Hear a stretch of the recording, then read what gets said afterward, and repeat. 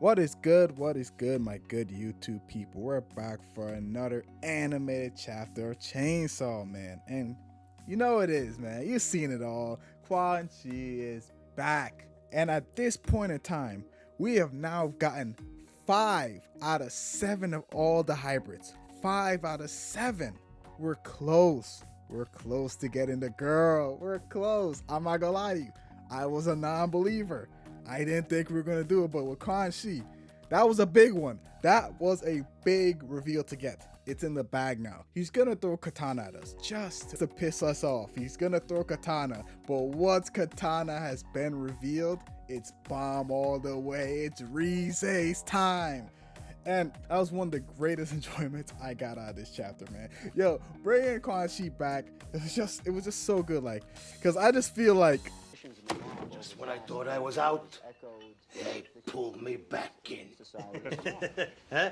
He just keeps pulling me back in. I really am looking forward to where we're going after this, because with Quanxi back, I'm this close again to what I want, what I truly want. And Quanxi's is such an interesting character to me, because when she's back, I get to tie other characters to her now, because she's most likely with public safety. And if Quanxi's with public safety, you know what that means? We get to see her and Kishibe back together. The dynamic duo, the first hunters. Oh man. I actually would really love to see you guys get a chapter. There's like, in many series, there's many few characters that could carry like their own side stories by their own. I think Quanxi and Kishibe together, they can write their own story together. And I really do feel like that. And I would honestly really love to see them back together, because we haven't seen Kishibe in so long, and we just got Quanxi back. So I really want to get into that, man. And I'm not gonna lie, the second most exciting thing, which is kind of dumb, was that was the media covering up Quanxi's action and blaming the church. And to me, I literally looked at that whole thing like they pulled like the President Bush. They have weapons of mass destructions. We have to go inside and find it. Oh man. Maybe because my mind's a little wacky, but I just found very great pleasure within these two things within the chapter. But if I were to get into reviewing the chapter, other than those two things, there's not really too much I honestly would have to say. Not really too much. The two most important bit, it would be the hybrids that Quanxi just destroyed in less than like practically 2 seconds, being Sword and a Whip. If I would start with Sword first, it's interesting to see Sword's more dilemma, because out of every single body there, Sword doesn't seem to be as brainwashed as anyone else.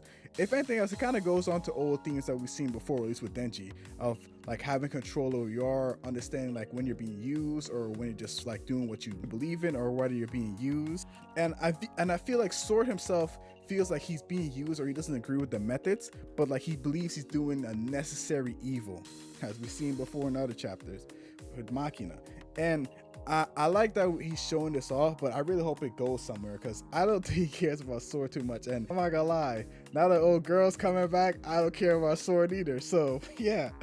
And the second part would be Whip, because Whip said like she's 82, and if my math is correct, that means she was born like in like 1915.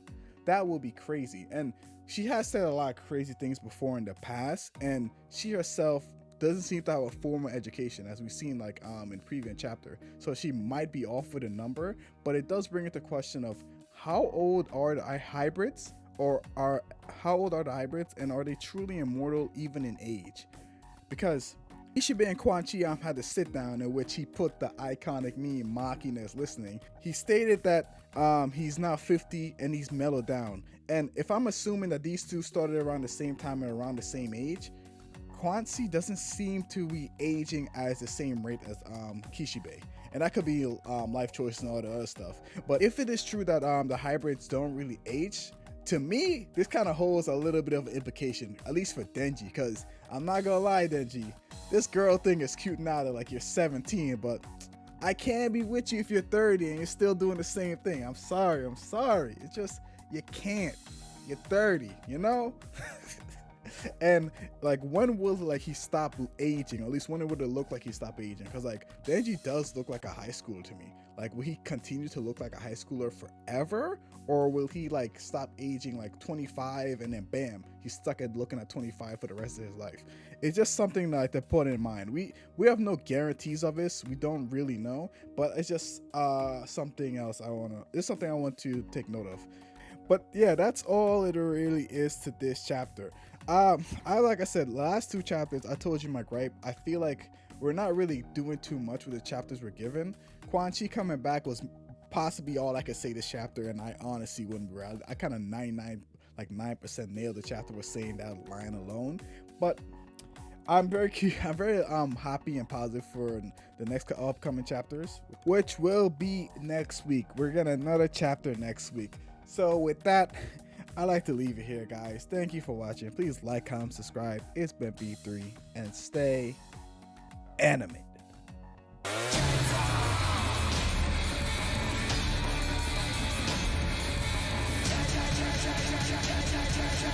Chainsaw!